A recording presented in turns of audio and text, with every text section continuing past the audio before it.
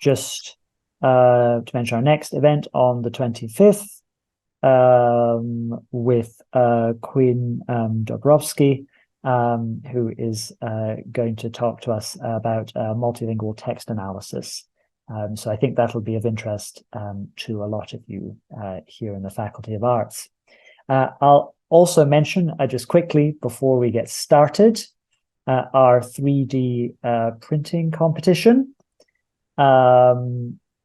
This is an opportunity for students to learn how to undertake 3D printing projects, with the remit being we're going to ask you to produce a 3D printed museum related to Hong Kong in the 1960s and 70s.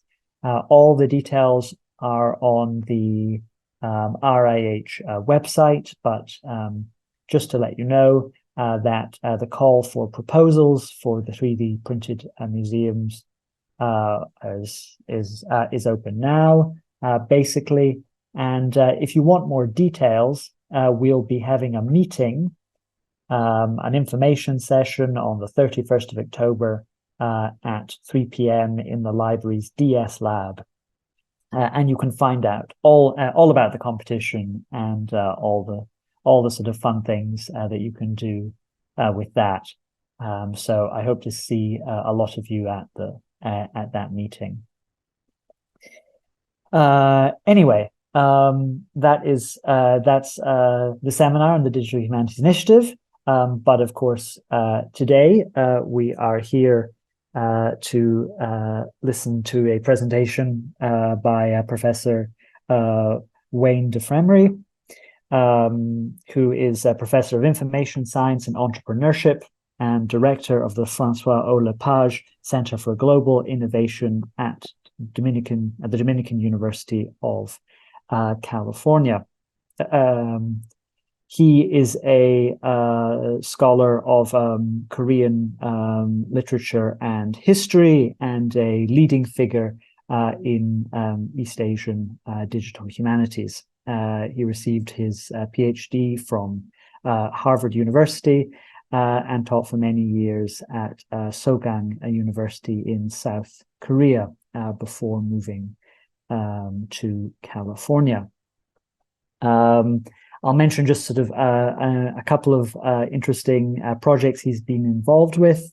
Most recently, a National Library of Korea research grant for deep learning approaches to optical character recognition for historical Korean texts, as well as various work on Korean poetry and literary criticism. So, as you can tell, a very wide-ranging scholar, and he's going to be talking to us today on the topic of bibliography and the business of digital humanities. So, Professor de Fremery, Wayne, the floor is yours. Thank you so much, Professor McManus. It's fantastic to be here. I really have been lucky enough to travel to Hong Kong several times and love being there. And even if I can only be there virtually tonight, it's really my honor to be able to speak with you tonight. So what I want to do in the next roughly hour or so is suggest that this old art and science, and I'm going to say it's an art and a science, of bibliography is integral to what we think of as the digital humanities and the business of the digital humanities. I'm a professor of information science and entrepreneurship, so I'm going to play around with this word business. And in this context, business is meant to suggest the work done in the digital humanities and the entrepreneurial opportunities afforded to digital humanists in academia, in industry, as artists and as entrepreneurs. So recognizing, and sort of the core of my argument is that recognizing bibliography's centrality to humanistic practice as it's been shaped, especially by digital technologies over the last several decades, recognizing that helps to illuminate how, and this is the key thing, how the digital humanities has been formulated as a field, and moreover, understanding the integral role played by bibliography in the humanities reveals the way that digital humanists can productively contribute to humanistic modes of understanding, humanistic ways of doing things, while also transgressing and going across the conceptual lines that we sometimes draw with regard to the contemporary humanities, and to make contributions to other fields in academia, as well as contributions to industry and society, more broadly thought about as artists, analysts, and researchers, as well as business people and entrepreneurs. So, so over the next hour or so, I'm going to try and make that argument. And please feel free at any point to ask me any questions you have. Turn on your cameras if you want to ask as well, or just raise a hand or whatever. It's always a little bit hard to lecture to a screen of names without faces, so as I can't quite tell how the lecture is hitting. But like I said, please feel free to sort of interrupt if you have any questions, sort of along the line as I go along. Okay, so first, who on earth am I? And to give you a little context for some of the things that I've been doing, and to give you some context for the kinds of arguments, or the argument that I'm going to be making over the next hour or so, I should let you know a little bit about me. So I grew up right near where, oh, yes, I just got a note to share my screen.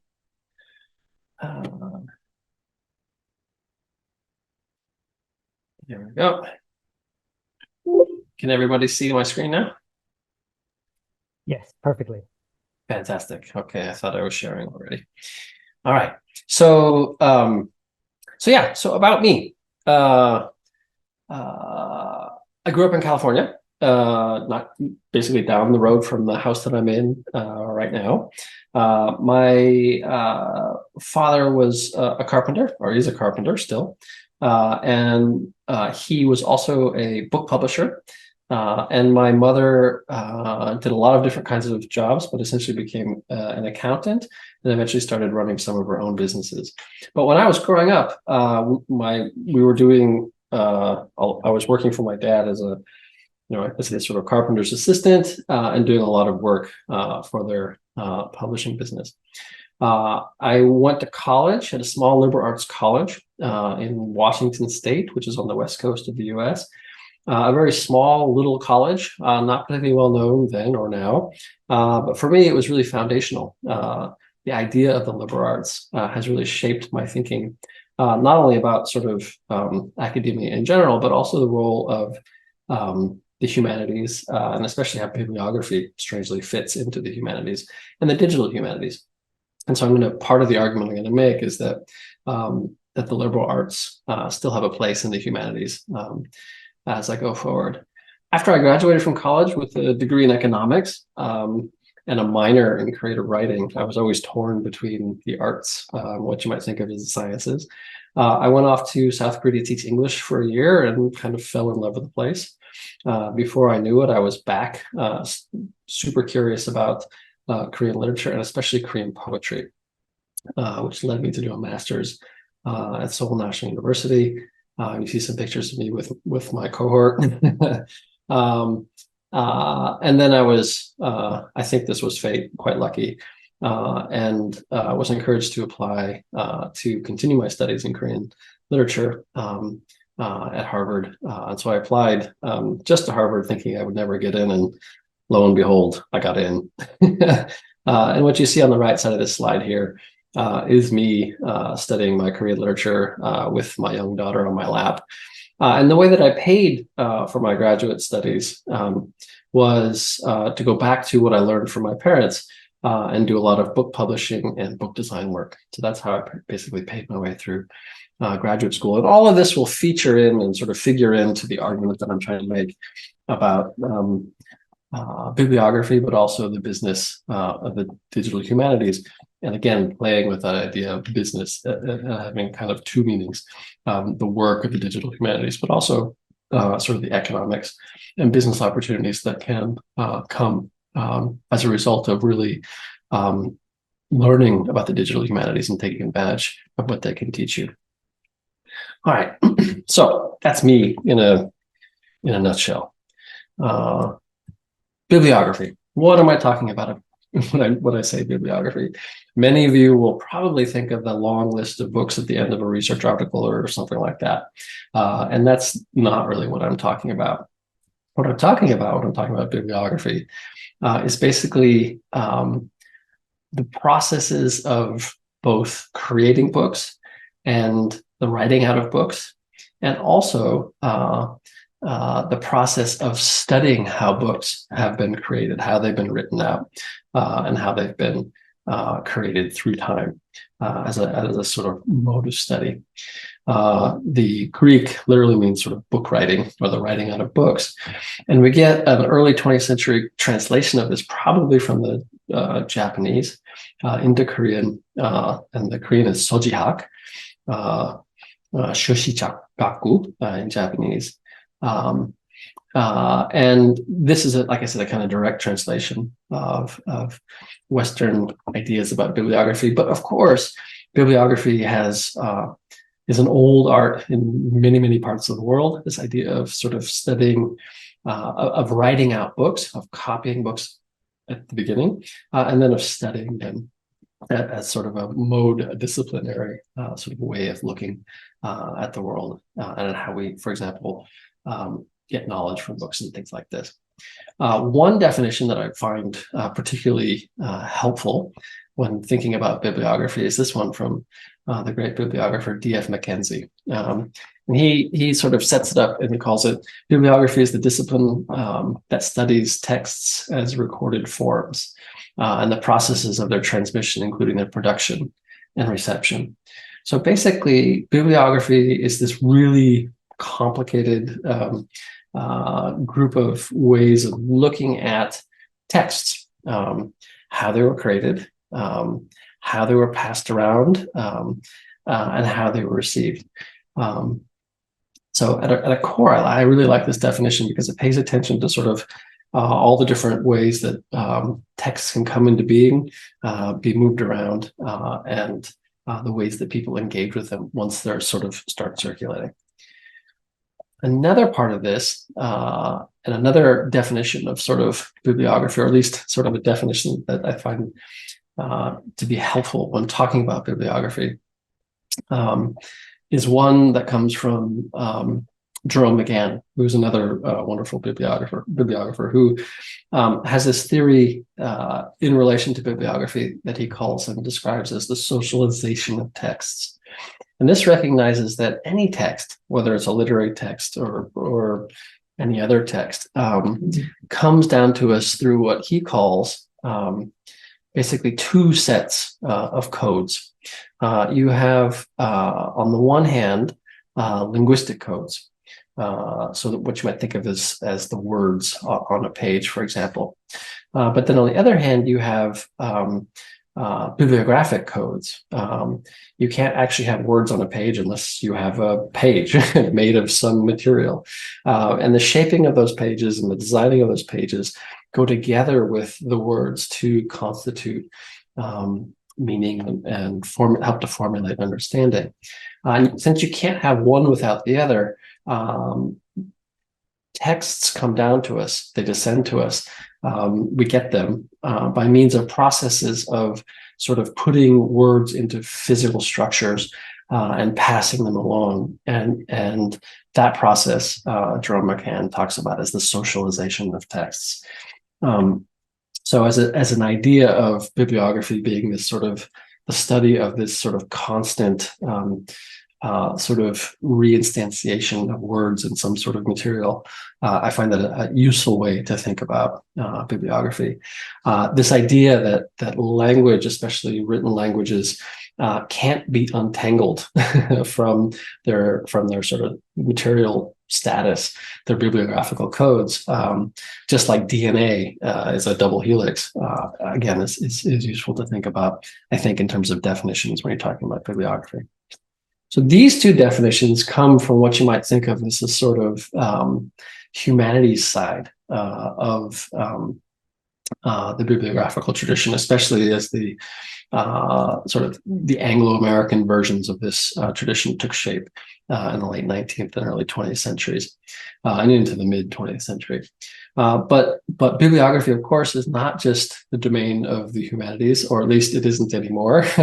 We have information science and information scientists who have long been working on issues related to bibliography. How do you make a list for libraries? How do you make catalogs? How do you make indexes? And so on and so forth. And another sort of wonderful thinker, but this time from the sort of information side of things, is a guy named Patrick Wilson. He actually trained in philosophy to start with, but became a really well-known information scientist. He described bibliography as basically two groups of people, and he organized bibliography according to sort of the things that bibliographers did. He said, on the one hand, there are the list makers. These are the people who sort of write lists of books and describe books. And he was thinking primarily of people in libraries. And you know, so you create a list, you enumerate a list of, say, books in a library. And then, of course, you have to describe those books that are in your library. And he would suggest that I have argued that these list makers are kind of the folks who end up sort of formulating later what we think of as information science. The studiers of books are the folks that we would often associate with the D.F. Mackenzies and the Jerome McCanns of the world, who are often thought of as primarily humanists, people who do what's called analytical bibliography and critical bibliography. And I'll kind of walk through each of these terms to sort of give you a sense for the sort of different ways that we can think about bibliography. But I'm going to pause and pull my screen down a little bit because I've just given you a lot of history very quickly. Does anybody have any questions about what I mean, at least initially, by bibliography? All good? All right. Nothing yet. Okay, so I'll continue on. Again, please feel free to just jump in and ask me some questions along the way if you have any. All right, so list makers and studiers of texts. So what does this mean in my particular context? As Professor McManus was suggesting, a lot of my individual research has to do with Korea. And a lot of my work is focused on early 20th century Korean poetry. So these are pictures from the time. It was a very tumultuous time. Japan had colonized Korea. There were huge uprisings in Korea, sort of flourishing in the early 20s of book publishing and things like this that sort of went on to the mid-1930s. And then the Pacific War and the war in China and other places really got going full force in the 1930s. And Korea and the sort of cultural life in Korea, like much of Asia, sort of shut down into the 40s. But my research focuses on these early part of the 20th century, the 1920s and 1930s. And what I noticed early on, which was this gap in the records that we had. Yeah, somebody have a question? Or we just have a microphone? Muted. Just a microphone unmuted. Okay. These gaps that I discovered in Korea's sort of cultural record, we had to publish in the early part of the 20th century in Korea, you had to get permits from the Japanese colonial authority. And when I checked the permits against the number of books in lists of Korean say, literature or Korean poetry or Korean fiction, I noticed these huge gaps that the lists that Korean bibliographers have put together really did not match up with the number of permits that were given, for example, for a certain genre. And so I took it on myself to try and fill in some of these gaps. And the first step, bibliographic step, was to sort of dive into just making a list. Okay, so what what would we call a book of poetry, and a Korean book of poetry, and where can I find them? And I basically went through list on list on list, and then started creating my own list of books that could be called Korean poetry that were published in certain periods of time. This process of selecting a certain time period, a genre, for example, poetry versus fiction, is all a part of the enumerative tasks of bibliography. Selection is key to making a list. So once I found these books, or what I thought were these books, I then attempted to describe them. And so bibliographical description takes all sorts of shapes and forms. But what I decided to do was basically just attempt to catalog what I saw when I saw a book of poetry. So who were the authors, of course, how big was the book, how many colors were used to print its cover, what did the colophons have to say? I would transcribe the colophons. I would take measurements of font sizes and stuff like that, because I'm very interested in fonts and typography and Korean typography. And I, with as much detail as I could, I just made a kind of catalog of what I could see in these books, in addition to, of course, the content of the individual books of poetry. So that might be called descriptive bibliography. Analytical bibliography comes in a lot of ways from the Anglo-American tradition, but it's really kind of science and technology studies early. It's an early version. You might think of it as an early version. The whole idea was to really understand the mechanical processes, the technological processes, and this will have a lot to do with my argument for bibliography being sort of central to the digital humanities. This real attention to the technical processes that produce texts. You might think of as analytical bibliography.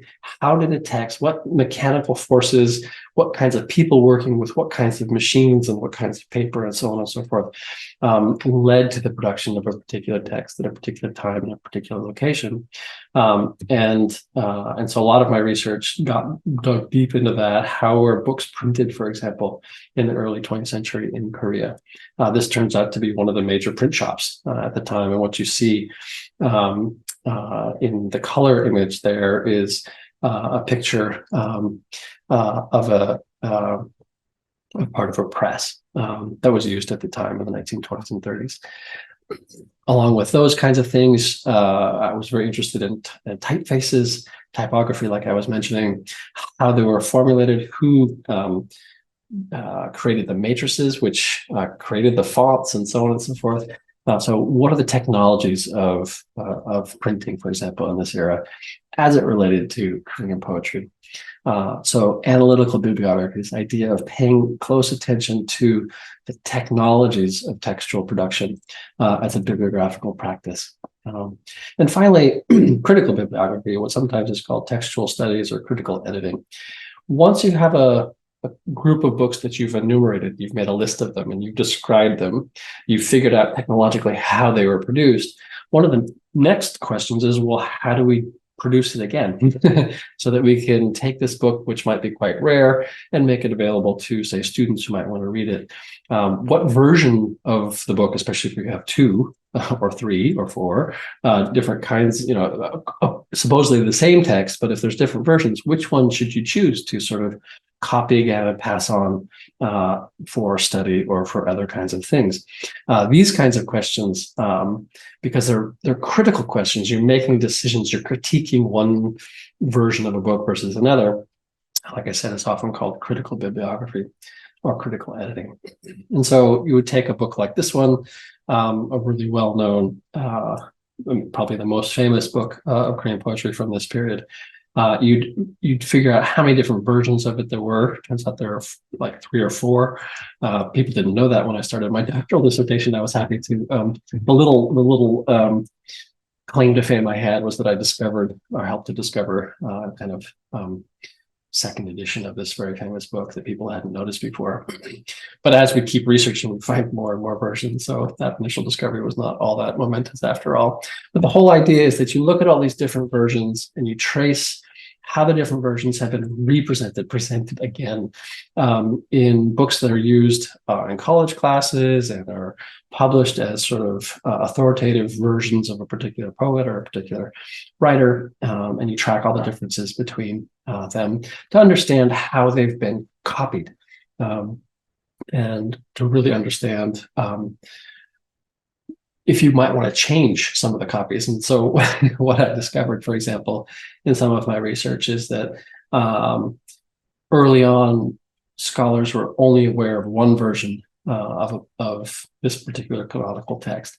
And in fact, because it was so rare, most of the critical editions, most of the scholarly work that had come afterward had been using facsimiles that we thought initially were doctored, but it turns out they weren't. But the point is that these texts that everyone took as sort of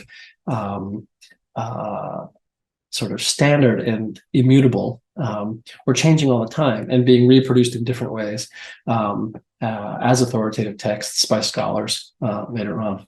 So critical bibliography looks at that whole process and tries to figure out sort of how to make the next copy of a particular text, in this case, a canonical book of poetry. All right, so copies and copying and copying and copying. A lot of bibliography has to do with simply accounting for reproductions, for how things have been reproduced. And arguably, and I'm actually going to say right here, I think bibliography, if I were to sort of modify some of what Jerome McCann or D.F. Mackenzie or some other well-known bibliographers have said about bibliography, is that at some basic level, bibliography is about the study of copies and reproductions. Copies are central to how we can understand bibliography, and the things and the ways that we gain knowledge from different kinds of texts, which take all sorts of different kinds of forms. So I'm going to suggest that copies are central to bibliography, and I'm going to, as I go along, central to the business of the digital humanities, because copies always demand copies. The digital humanities writ large, in a lot of ways, at a core basic level, we're dealing with digital copies and the nature of digital copies when we're talking about the digital humanities. And the ability to copy using digital technologies is, of course, foundational to whatever we might think of as the digital humanities. Because every copy demands a copy, a printed book. These days, we all want the digital version. So copies demand copies. Copies are super fun to think about in your dorkier moments, or at least in my dorkier moments. And what exactly is a copy? And how do we think about copies? At some basic level, a copy has something to do with distance of some kind. The word copy on the left is not the same as the word copy on the right, although it looks pretty much the same. They're different, though, because they're spatially separated. Copies also have something to do with separation, distance of some kind in time. A copy is not what it copies. That's going to sound pretty straightforward, but it becomes sort of foundational to how we can think about a lot of different things. And again, especially with the digital humanities, a digital copy of your printed book is not the same thing as the printed book. The printed book is not the same thing as the manuscript, and so on and so forth. So thinking about copies is an avenue into thinking about, and hopefully strengthening the argument that bibliography is a sort of core process and series of techniques in the digital humanities. And this is partly because every copy transforms, transforms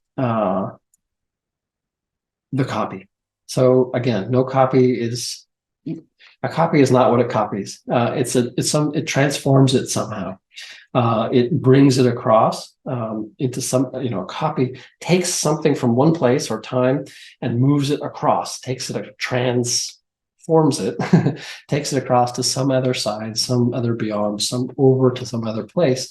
And in doing that and recontextualizing and moving it, because it's a different physical object, to some other place, it's changed. It becomes something different.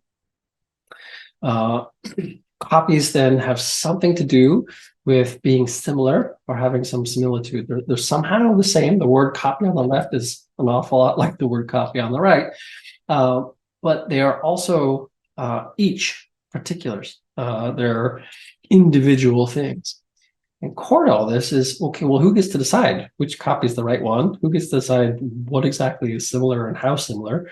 And in what context, for what purposes, when does a copy need to be exactly the same, or what would exactly mean in different kinds of contexts? These kinds of questions are core to, again, bibliographic work, and also arguably to digital humanities work. Last bit about copies and bibliography. Bibliography, because it's always looking at sort of what has been presented and represented and presented again, is recursive in that it's repeatedly or continually paying attention to what is recurring and what is recurrent. Of course, this is helpful too, because in a logical and sort of mathematical sense, you can think of bibliography as a repeated procedure that is based on some prior step.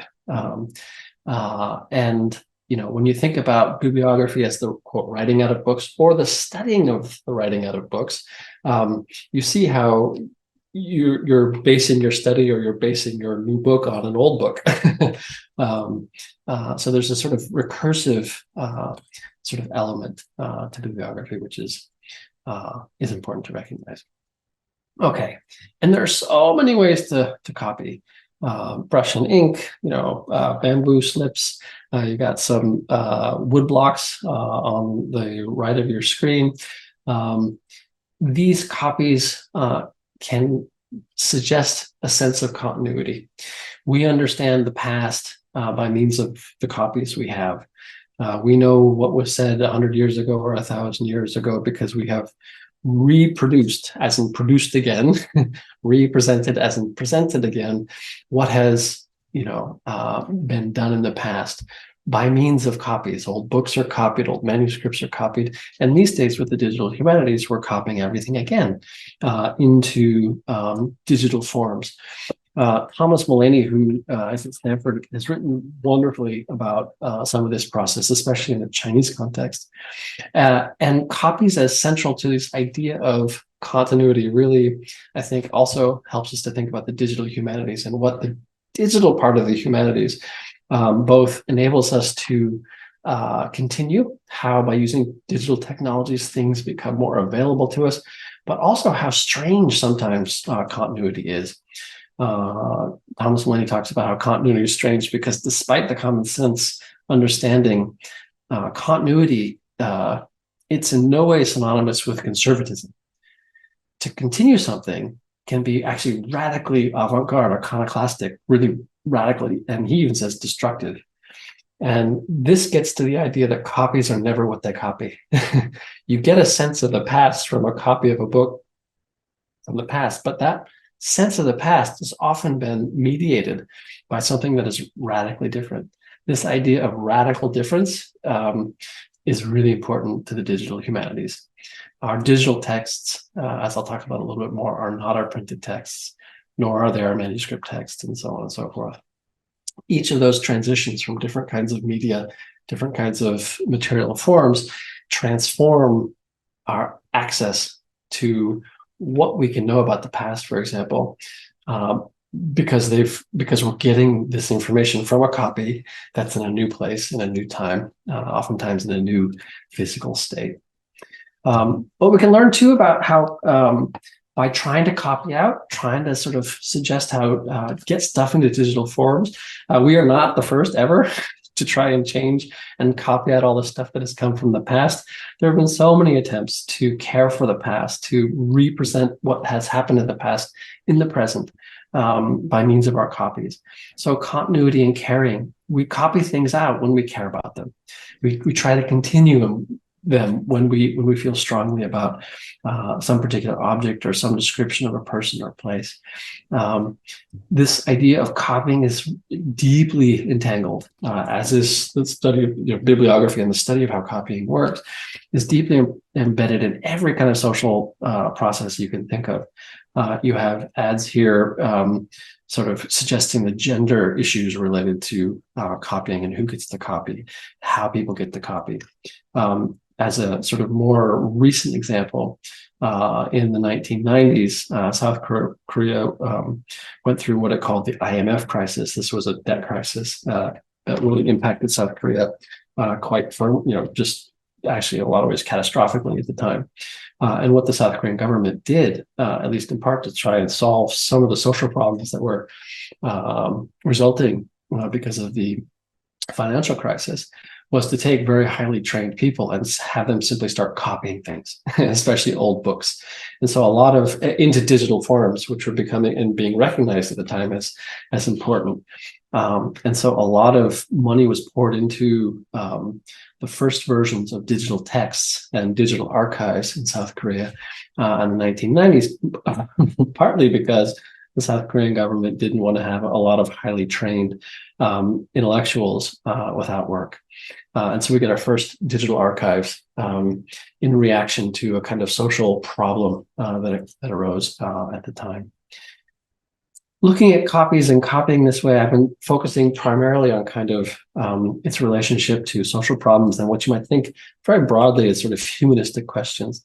But I would also argue that that copying is really quite central too to and takes you into, and thinking of bibliography as an assessment and looking at different kinds of copies and how they were created and so on and so forth, making lists of them, has you eventually transgressing borders into other academic fields, and it happens usually quite quickly. I've argued in other places, and show you here briefly, that when you look at some of the core ideas in information science, like Claude Shannon's initial definition of information as a kind of metric for enabling communication, you notice that what he's describing is basically a process of copying. You have something in an information source, it needs to get over to some destination. You use a transmitter and a receiver, and you pay attention to the noise in a particular channel, and account for that, so that you can have something that replicates close enough, basically copies close enough, and then, what was presented at an information source at some destination, again, some other place or some other time. Everybody these days, of course, is talking about machine learning and AI and these kinds of things. I would argue that this is just bibliographical work and copying and copying and copying again in very creative and useful and algorithmic, in algorithmic ways that are creative and useful. But essentially, machine learning can be thought of as a creative bibliographical process that generates copies and relationships between copies and copies of other things. So machine learning as basically this idea of having machines learn how to identify patterns in copies, because they have to be copied first. And then actually in the process of machine learning, digital objects are copied and copied again so that a computer can identify patterns in them. Again, this has a lot to do with data as representations, machines learning how data is again presented again, copied again within a digital environment. And from those copies in these digital environments, and through algorithmic processes of copying again, this is how machine learning works. So I'm going to skip over this slide in the interest of time, and this one as well. What I'd like to get at here is that bibliography is, again, the studying of text as recorded forms. Data, our bibliographic stuff of this era is often digital, but it's still bibliographical. It's significant things in material forms, how they've been produced and how they've been transmitted. this is the work of bibliography, even today, even in fields like information science and artificial intelligence. Mackenzie talks about this idea of defining texts as verbal, visual, oral, and numeric data. And I stressed that on my slide in the form of maps, prints, and so on and so forth, but also any computer stored information. So he was highly aware that although people don't often think of it this way, when they think of bibliography, if they think of it at all, they're thinking, oh, the study of old books. But actually, bibliography is very central to basically all that we're doing in the digital humanities these days. So just as a sort of visual representation of this, this is a convolutional neural network, or at least a diagram of it. And I'm not going to go into the details here, but please, if you have questions about how this works, don't hesitate to ask. But the basic idea here, again, going to this idea of copies, what I hope this image suggests is the picture of the car gets sort of copied out and copied out again and copied out again. And different elements of that car then are able to sort of be recognized by a computer through this process of sort of copying out as important or not important to the identification of that car with the label car as opposed to truck or boat or something else. This is all based on, again, going to this idea of a double helix of bibliographical and linguistic codes. This is all based on the sort of formats and information contained in digital texts through a process called convolution, where you take different, again, copying and copying out different parts of images and the images over and over again until you get something that's called a weight file, which describes, basically, it summarizes, provides a sort of bibliographical description of what's in all these images and how they relate to each other. So that when a computer with this weight file on it is presented with another picture of a car, it can match it up with the label car. Arguably, this has been going on forever. Here's an example of an older book that you might write a description about sort of longhand. You then might want to do something called a collation formula, which sort of summarizes it even more succinctly. And bibliographers, especially in the Anglo-American tradition, got way into their collation formula so that they actually look like math problems. So that sort of thing that looks like a math problem down at the bottom of the screen is actually a very, very, very concise description of this particular book. And what that enables bibliographers to do is to, when they find another version of that book, to go, oh, well, okay, I can look at this equation and say, okay, well, that book is this, it should have this label. As a sort of summary of sort of the relationship between bibliographical ideas and some of our newer machine learning, artificial intelligence tools. All right, so the business of the digital humanities. Before I go on to that in the last 15 minutes or so that I have, any quick questions from anybody? Have I completely put you to sleep by talking about bibliographers for so long? I hope not. All right. Could I just quickly interject with a question? Yeah. In the field of history, people often talk about book history, and Yes.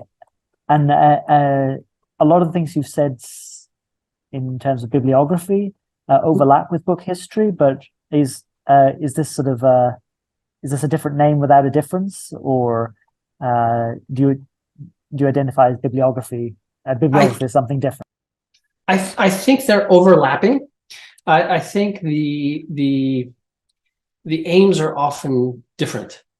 So my sense of book history is it's primarily the work of historians who ask questions and look at how books have either shaped people or people have shaped books, but the questions that people are trying to answer with book history are historical.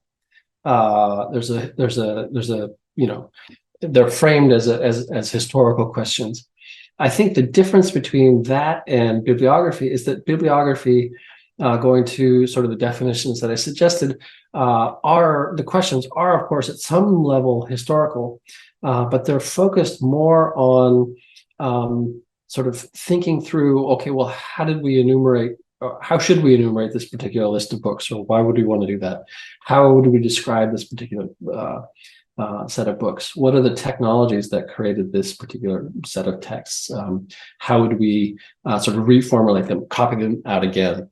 And so the focus is, of course, entangled with history, but the historical questions are kind of secondary to other kinds of questions that bibliographers are asking as they copy out or study the process of text being copied. So, does that make sense? That makes sense. Yeah, absolutely. Yeah, cool. Cool. So, so the business of the digital humanities. There are lots of different ways to think about what is central to the digital humanities, but I want to play around with two basic ideas that are kind of that have hung on in the discipline and in the field. I shouldn't call this digital humanities a discipline because it's not really, it's a field of study. One of the big ideas that sort of hung on through all the different ways that you might categorize and think about the digital humanities is this basic idea that you use digital technologies to ask humanistic questions. So what does that mean? And I'll use some examples from my research. They often are questions related to specific literary texts or musical forms or the things that we would traditionally think of as the humanities. So you just, the shift is not so much in the kinds of questions you're asking, but the tools you're using to investigate and try and find answers to the questions that you're asking. So, for example, a lot of my work has focused around what I call the secret public lives of poems, which is to say, most people when they read poetry, especially in the context in Korea that I worked in, the focus often was on what you might think of as the linguistic context.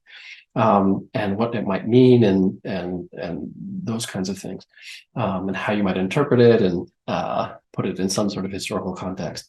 What was often missing was the actual material books, which actually made the texts public. This sort of secret public life was what I've really been interested in for a very long time. As you can see here, one of the tools that I've used to try and assess this public life is to put things in relation using network graphs. This can be very simple, like, okay, well, who are the poets? Who are the publishers of Korean poetry in the early part of the 20th century? It turns out if you put even just a very, very simple sort of network graph together, you realize that between the books published and the authors, that a good number of the well-known poets at the time were actually their own publishers.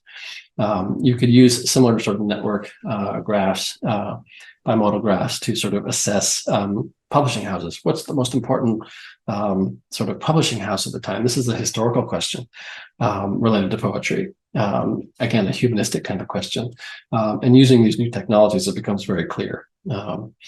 Once it gets a little bit broader, you can ask similar kinds of questions like, okay, I have all the catalog data for sort of the university libraries in Korea. What's the relationship between publishers and authors at the time? Again, we can use network analysis to sort of ask this kind of humanistic question. And discouragingly, still a little bit, you find that at the center of the graph is we're not sure, and then blank. So the relationship between publishers and authors is still pretty hazy, at least according to library data.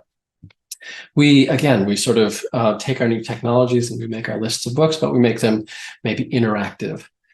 We rethink our paradigms in terms of the scale at which we can work, because so many things have been digitized.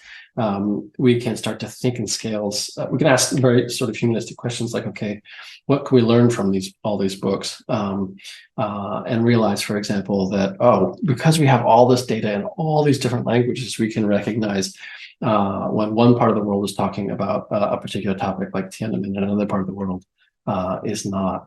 And then compare that to other areas. For example, in Korea, there was a sort of uprising in the 1980s that should have shown up in any sort of graph of sort of textual representation, but because the Google sort of data that was used to show the previous graph did not include Korean, there's no way to do sort of that kind of transcultural sort of comparison. The point is we can do all sorts of we can ask and explore our old humanistic questions using new technologies and do a lot of the same things that we used to do with other technologies, using digital technology. So put together collections, create websites, and so on and so forth, make catalogs. We can also ask humanistic questions about digital technologies. So, for example, what is a digital object? What exactly are these critters? And in hunting for answers like that, we often go into areas that we, as humanists, sometimes might be a little less comfortable, but not too far outside of our wheelhouse. And so here you get a definition by Kenneth Thibodeau, who is part of the American sort of archival association and the National Archives. And he described digital objects as part physical object, part logical object, and part conceptual object. So the physical object is the sort of metal and stuff that enables inscription, that enables digital technology. You have a logical object, which is usually some sort of software that can interact with the physical objects to present to us some sort of conceptual object. In this sort of example, the things that are crunching around on my hard drive right now, those are the physical objects. PowerPoint is the logical object, and the conceptual object is what you see as the slide on your screen right now. This is all, of course, mediated by Zoom, but that's the basic idea here. So here's a sort of suggestion of Kenneth Thibodeau's idea related to sort of digital objects. And Matthew Kirschenbaum would suggest that, for example, and this goes to the idea of copying again, books on screen aren't books. They're models of books. They're digital representations of books. And there's of course, that could be debated a little bit, but the basic idea of using, sort of asking humanistic questions, okay, what is a book exactly, in our new digital environments is a key sort of other part of the digital humanities, I would argue, a key part of the business of the digital humanities. So what is a digital object and how do we think about it? How do we look behind sort of the things that we see on our screens to understand them? In the interest of time, I'm going to go very quickly through this one, and I'll be happy to sort of circle back to describe it in more detail. But this is some research I did actually at this point several years ago, where we took a journal that was printed in the early part of the 20th century in Korea and then digitized by the National Institute of Korean History. And we wanted to understand what exactly constitutes this thing as a digital representation of these historical texts. And we ended up focusing on something that seems so ubiquitous, and at the same time sort of hidden from view, which were the encoding standards, the standards that are used to suggest how digital texts, and actually enable digital text to be displayed on screen. Unicode, there have been lots of different sort of standards for this through time. It started with just essentially the Roman alphabet, and then it's expanded into this new standard called Unicode. But Unicode is basically what enables, and you see a representation here on the left, you've got the numbers, which are Unicode values.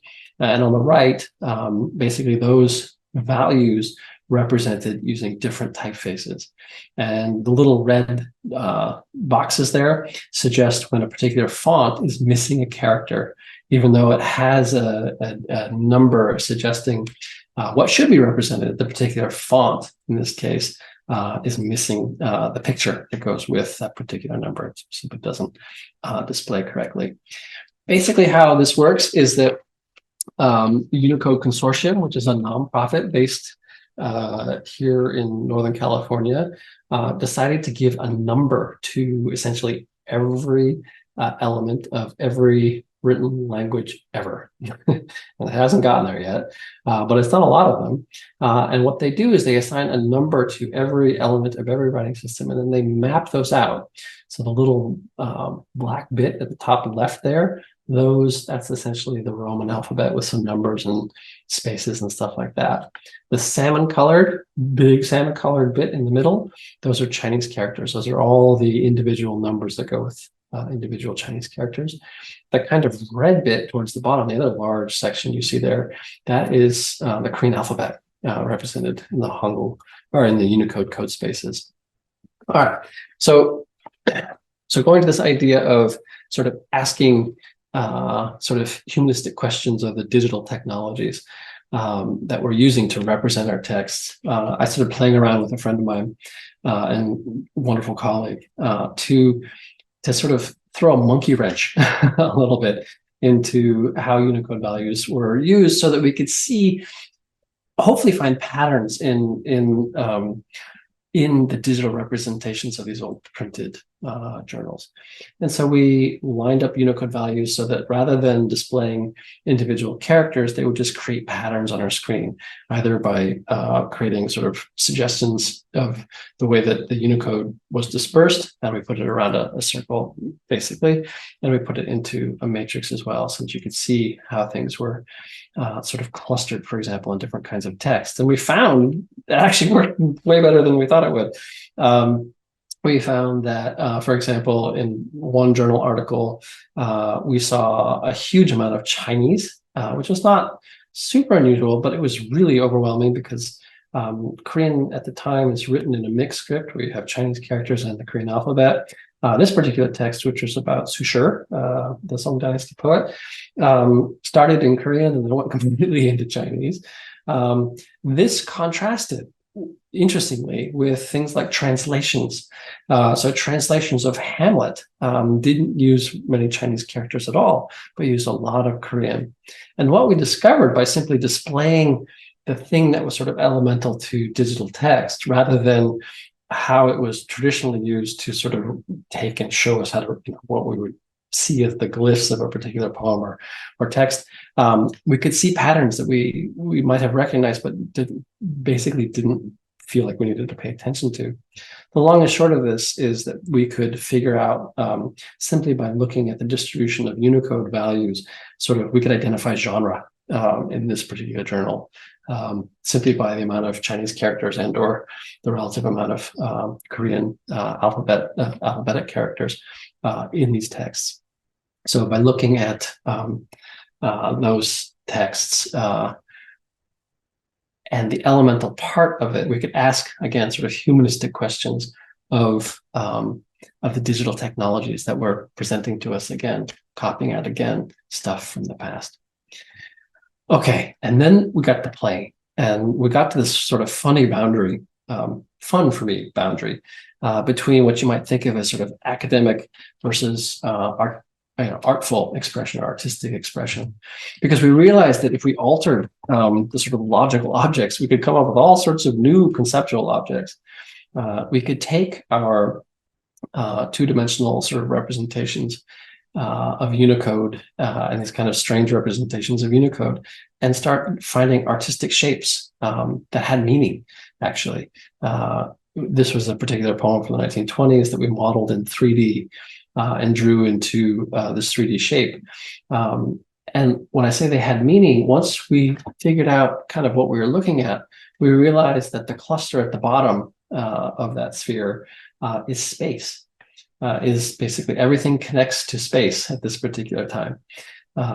Those two sort of arrow sort of things coming out of the side of the model, those are the only four, I should say, Chinese character in this particular poem. So that cluster at the top, the sort of clump at the top of this weird image, basically is a representation of the relationship of all the Korean characters to each other in this particular poem. And we were off to the races. These were new documentary forms we were playing around with. We were printing things in 3D. We were printing translations of the Korean to find out that they looked just like the translations, very different from the original Koreans, and had a lot of time playing with all sorts of different algorithms to model and remodel and reshape these Korean texts. And I'm going to slide through, or sort of go through several representations. I'm not going to pause over any one of them, but the basic idea here is that we were playing around with how Unicode was being represented, rather than just simply showing the characters that were typically associated with a particular Unicode value. We played around with those Unicode values to ask all sorts of artistic and actually other kinds of academic questions. So 3D trees, 3D landscapes, And I'll describe, if anyone has any questions, how we developed these. Landscapes, once we made landscapes out of poems, we could make games out of them. As I often joke, my son told me that this was absolutely the stupidest game he'd ever played. He really hated it. It's like, Dad, what are you doing? They're taking an old poem and turning it into a landscape and having me drive over it. And I said, I don't know. But I wanted to try it anyways. And of course, 3D prints of the landscapes. And then you can create these alien landscapes by combining all sorts of different models, where you have tree models and landscape models, and more 3D printing. We can go into immersive spaces. We did experiments where we would model poems and books of poems in different ways, so that you could then essentially walk into a theater space, and navigate into a particular poem through VR sort of systems. You could then, again, walk into a forest of poetry, pick out a poem, and read it. And we did some research on this. And students said some students really hated it. Some students really enjoyed it. We compared their responses to traditional representations in book form of old books of Korean poetry with these new VR versions and sort of regular old textual versions on, say, an iPad. Nobody liked the iPad. Everybody either liked the VR version or, interestingly, they liked the sort of canonical facsimile representations of the old poems.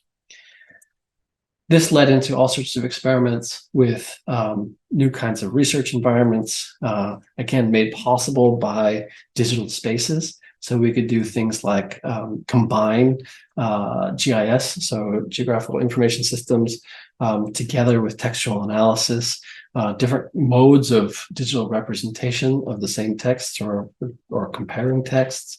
We played around with all sorts of fun stuff. And the result was, and here we get to the sort of business and the humanities, was that all of a sudden people were offering to pay us money for some of this stuff, which as a humanist was fantastic, but it was also unexpected at some basic level. And it really sort of made me realize and sort of opened my eyes to, again, how becoming an expert in some of these digital technologies, again, paying attention to sort of how bibliography and attending to how copies are produced and the technologies that are producing them and the way that people are describing things and how they've made their initial list of things that should be cared about, how it's all sort of snowballed into people wishing to support us financially. And so this caused me and some colleagues to put together a nonprofit organization so that we could take grants from different groups. Mine was called the Korea Text Initiative. I was part of the Cambridge Institute for the Study of Korea, this nonprofit that we put together. And we started getting grants. Microsoft was very kind and gave us a relatively, for me, a very large grant to play around with our cloud computing environments to enable these research environments that we're creating to be put up in the cloud and made available to people. Seagate, the disk drive maker, became interested in us and gave us a grant to show off some of the more artistic stuff that we did.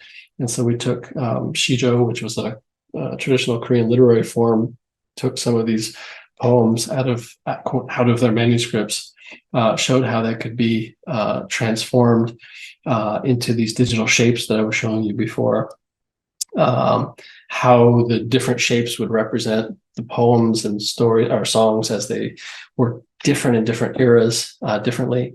So this one here is the first extant version of a particular lyric. This is a commonly reproduced one from the 1960s. This again is a translation of that lyric. And you can then start to compare genres, a quote modern Korean poem on the right, a traditional shijo on the left. And again, if we had more time, I could explain the differences between those in terms of how they're laid out textually. But I'll do that in the question and answer section because I'm a little bit over my time. So to wrap up, a couple last things. There's attention to bibliography, there's attention to sort of how things were copied.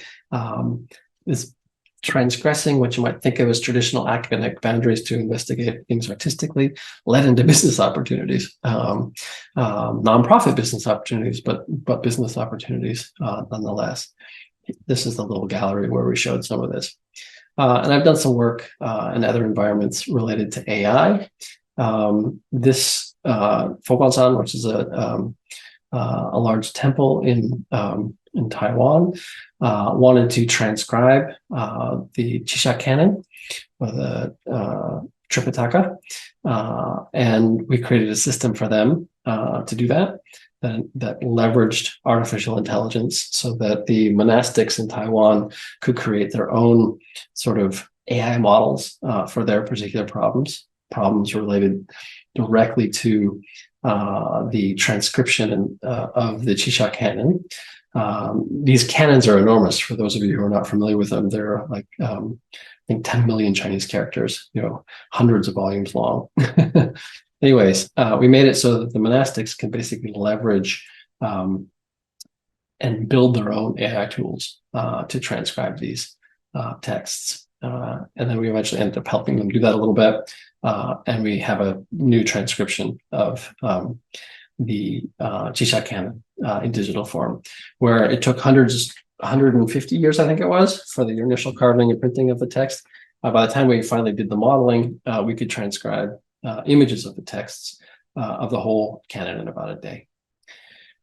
This led to more people wanting to pay us, this time really wanting to pay us. And so this publishing company that my parents had started and I had run for a little while and I'd used to pay my way through graduate school, I converted to actually a for-profit business, first an LLC, and then actually just very, very recently, in fact, I'm in the process of doing it now, turning it into a joint stock company. And places like the National Library of Korea and other places are having us do all sorts of AI-related bibliographic work related to the transcription of early 20th century newspapers, for example. So we did a project where we transcribed newspapers and built models, AI models, for the National Library to transcribe their older texts.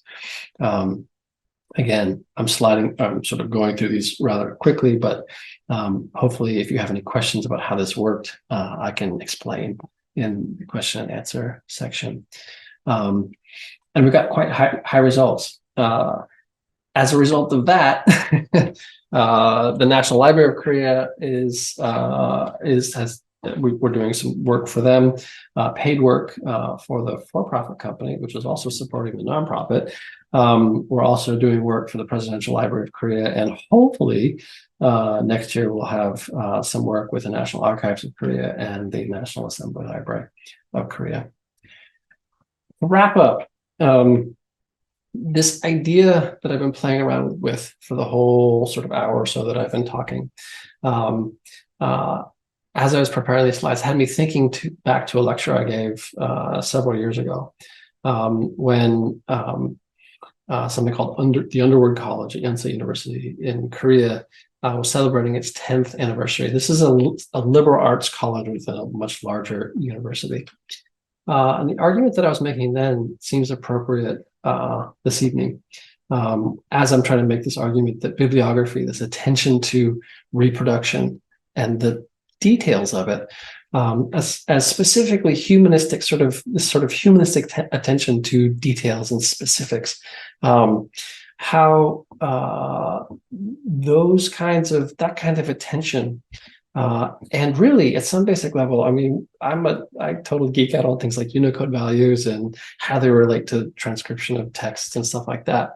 That kind of hyper specialization, whether it's a specialization in Unicode values or network graphing or 3D printing or whatever, that combination of skills, not only is it sort of central to what you might think of as the humanities, and especially these days, the digital humanities, when we're talking about sort of digital technologies, but these are opportunities. And at the time I was talking about South Korea and what Marshall McLuhan talks about, a post-literate society, which I'm not going to get into in too much detail now, but the idea of basically late 20th century societies where there has been a kind of period where print technology became really important. And then there was a move towards other kinds of media like radio and TV and things like this. That's what he's sort of getting at in sort of post-literate. And we are in a really post-literate sort of society. You are for sure in Hong Kong. I am here in the US, and South Korea is too. But in these kinds of societies, this ability to pay attention to the mediums of humanistic endeavor, the books that have been reproduced, the paintings that have been represented, and so on and so forth. Specialization in how that works is a real opportunity, as I hope to have suggested by the sort of opportunities that didn't exactly fall from the sky, but people found value in what we were doing,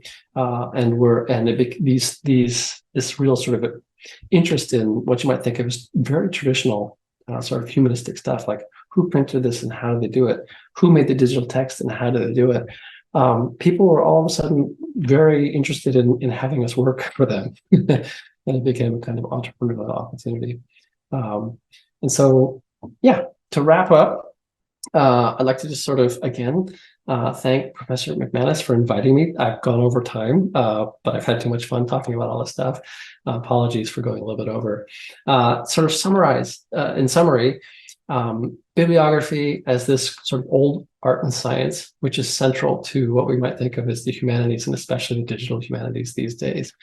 That the business of the digital humanities is a kind of asking humanistic questions and using new technologies, new digital technologies to try and answer them, but also asking humanistic questions of our new technologies, as often leading to, especially in a deep sort of, if enough attention is paid to the sort of specifics of it, raise all sorts of opportunities to transgress academic boundaries, actually to also go in and transgress boundaries between, sort of, say, the academy, like academia writ large, and quote business, which are often segmented in ways that are sometimes problematic. Yeah, and with that, I'll close, and thank you all so much for your attention. Thank you so much, Professor de Fremery, for that really interesting and wide-ranging presentation. I learned a lot, and I already feel inspired to try new things, especially between gamification and entrepreneurship. There's a lot to get your teeth into there. So we're starting to get questions in through the chat. Some publicly, some privately to me, and I have a lot of my own questions, of course. So maybe we'll combine, I think, what's slightly more of a factual question here in the public chat with a sort of broader question. So the question in the chat is from Randy, who asks, "Hello, Professor. Thank you for your inspiring lecture. I'd like to ask you about the differences between bibliography and bibliometrics. Could you please illustrate these? Thanks." Yeah, very, very, very good question. So bibliometrics tends to be, as it's sort of been formulated, essentially a way of describing relationships between texts. So a particular article cites other articles, and you keep track of those relationships between those different texts by means of, for example, citations. It tends to be very quantitative, and it tends to be the realm of mostly information scientists who are trying to track it sort of evolved out of a very basic library problem, like which journals should we have on our shelves and which ones shouldn't we? And thinking through that, people came up with metrics for assessing how many people were actually using journals, and also how many people in the scholarly community found them worthwhile. And so it became a way of tracking and assessing relationships among texts and how important they might be for certain communities. So I would say that bibliometrics is a kind of community within the much larger sort of bibliographical sort of universe, of people trying to assess how copies are made and relate to each other and how they've been, for example, transmitted. So bibliography, I would see as a sort of larger universe of different techniques, and bibliometrics as a very specific technique solving a very specific kind of problem. Quite useful in all sorts of fields, but especially in academia. And Professor McManus and I are all too familiar with bibliometrics as it affects, for example, tenure and promotion in university systems. Indexes and things that use bibliometric techniques are often then picked up by universities to assess their faculty, for example. Not too often, except in maybe rare cases where bibliography is really issue, would a university do some sort of bibliographic analysis of, say, a professor's book? They probably don't care exactly how it was printed or published, who has copies, and so on and so forth. Nor would they care to enumerate it in relation to other books or describe it, and so on and so forth. So hopefully that clarifies a little bit the relationship between the two. Yeah, absolutely. And so I guess maybe if we kind of segue into a sort of a broader question, which I think might be of interest to a lot of especially the students here on the Zoom call. I mean, we have a lot of MPhil, so research masters and PhD students, and if they were interested in getting, I mean, to some extent, following your footsteps or sort of being inspired by your research, how could they, I guess, either develop the skills or sort of get involved in projects like this, so that they could, I guess, do this type of research? So the advice there would be start first with what you're most interested in and curious about, not worrying too much about whether it leads to a good career or a bad career, or worrying too much about its implications sort of down the line. But if you're really curious about a particular historical period or a particular genre of literature or a particular kind of painting or something like that, start there. And then as you investigate whatever that might be, you're going to pretty quickly run into some digital replication of it, some problem or opportunity provided by digital technologies. Whether if you're studying a painting, for example, how has it been digitized? And maybe it's the resolution of the images you have is too low. So you really want to be able to see this painting in more detail. So all of a sudden you are very quickly heading down the path of sort of digital imaging and all the technologies related to that, because you want a really high resolution image of this particular picture. Or maybe you are fascinated by, I don't know, a particular sculptor and one particular sculpture. And what you really want is to get and be able to sit with the sculpture, but it's always in the museum, which always closes at 5, and that's really annoying. So maybe you want to get in and sort of do a 3D scan of it so that you could have it on your computer, or you can present it using augmented reality sort of in your living room or something like that. So it could always be there and you could always be looking at it and paying attention to it.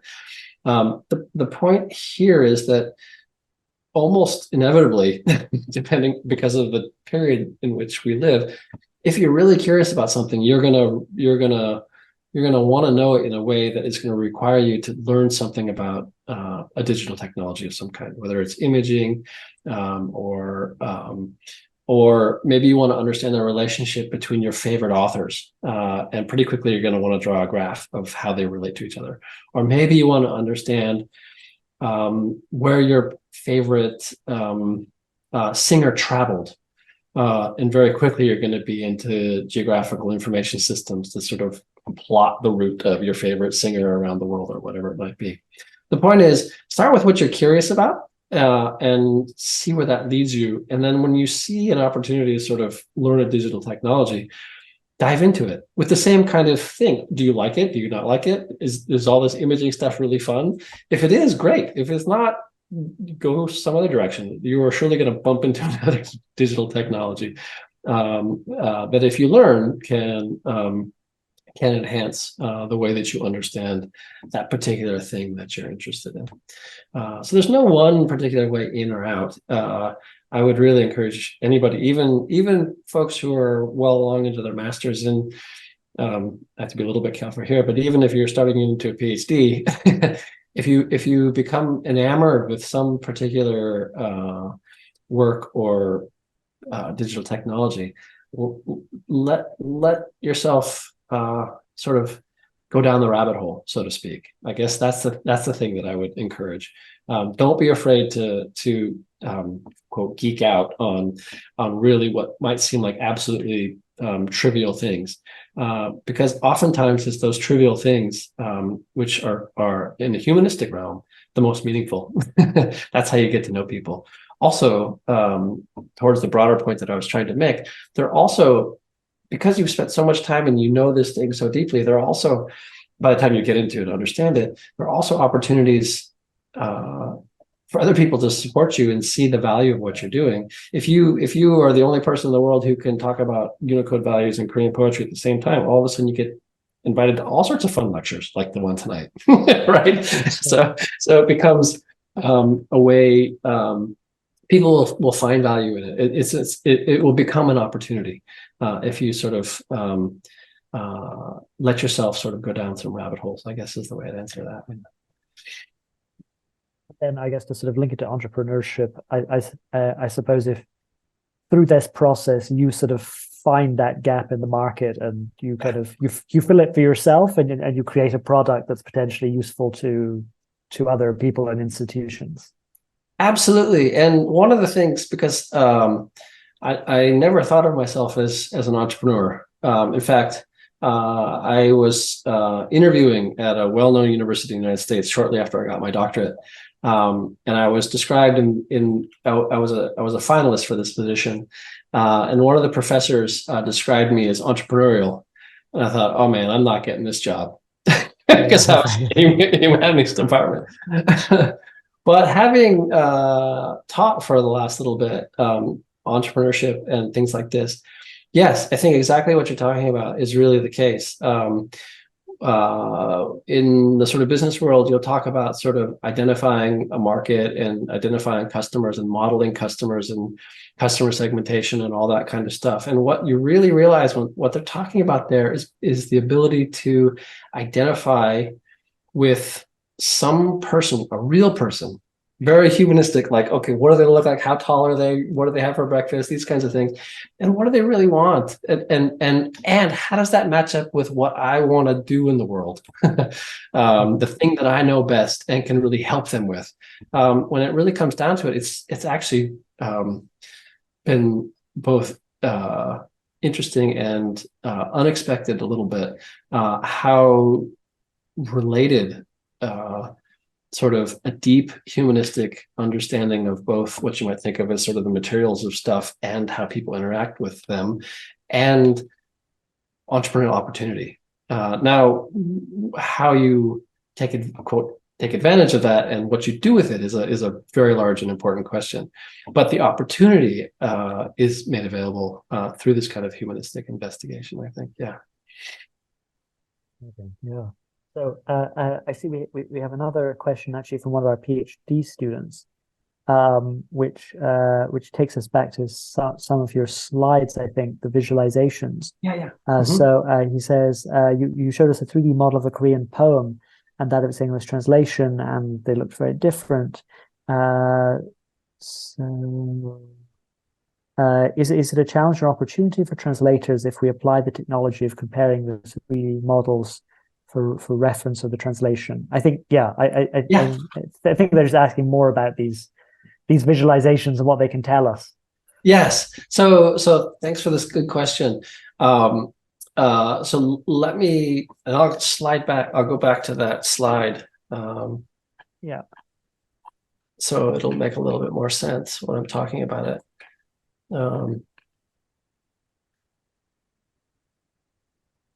Yeah, I think it was right. There it is. So here is the model of the Korean, and this is a 3D print of the Korean And here is a 3D print of the translation of the Korean. And so the reason for these really big differences is the nature of the encoding system and how it's mapped. So going back up a little bit more to this representation, hopefully you can see my mouse sort of circling around it. The English translation, because it only draws on the Roman alphabet, only uses characters from this little baby portion of this whole big grid. Whereas the Korean is drawing from both this region down here and this region in here. This region that I'm circling around here, the kind of salmon color, I hope that's what it looks like on your screen, are Chinese characters. And this sort of brighter red color down here, these are Hangul characters. These are Korean alphabetic characters. And so the Korean text itself, because it uses this mixed script, is drawing from this whole big space, which is why you get this kind of shape, sort of spread out shape. The English translation, because it's only drawing from this little space, is much more condensed, and that's why you get its particular shape. Now, this is important for translation in a couple of different ways. One is it helps you to attend to kind of what exactly you're translating. In this particular case, the 3D models are presenting again the Unicode values according to a specific algorithm. And the specificity of the algorithm gives you very different shapes because the Unicode itself, the area of the Unicode is so different. One is the Korean is such a broad space and the English is such a little space. And that's why you get the very different sort of shapes. As a kind of way of thinking about translation more generally, I find that these kinds of transformations have me trying to think about all of the different things I'm either trying to incorporate in a translation. Okay, there's 4 different words. There's 4 different meanings of this word, and I can only use one English word, which has its own variety of different meanings. So which one am I going to choose? Am I trying to be, quote, literal? Am I trying to enable a metaphor? Am I aiming for the word to enable certain kind of rhythms in the English that might be sort of resemble or suggest rhythms in the Korean? What I think these kinds of models help to do is think about the dimensionality of translations, because you never go sort of straight across. You're always sort of bringing some things across and having to abandon other things. Because any translation, any project is a real, I mean, it's really multidimensional. And when you make a translation, you're going to have to let some of those dimensions go to keep some other ones. And so these 3-dimensional shapes, I think, help to suggest some of those ideas of what you're trying to bring across and what you're having to let go. In this particular case, what's really let go of is the meaning. The linguistic meaning of both of the models are just lost. But what you can get back from them is how the digital encoding works.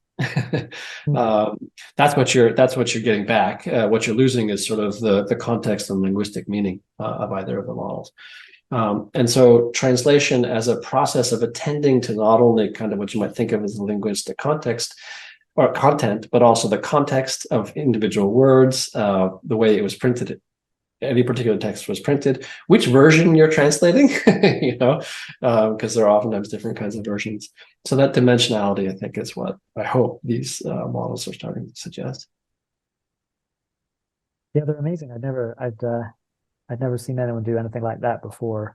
Before I saw your presentations on it. So it's 1:32 here. So very unfortunately, we might have to wrap up. Yeah. But it was obviously a great pleasure to have you with us, albeit virtually, and to hear about your fascinating and hopefully ongoing well into the future work. Well, thank you. I hope so too. Yeah. And we all wish you the very best, and thank you for speaking to us today. Well, thanks so much for having me. Even though it's just virtual, I love to be in Hong Kong whenever I can be, and this was all sorts of fun. So thank you. Great. All right. Good afternoon. Good morning. Good night, everyone. Take good care. Thank you, everybody. Bye. Bye.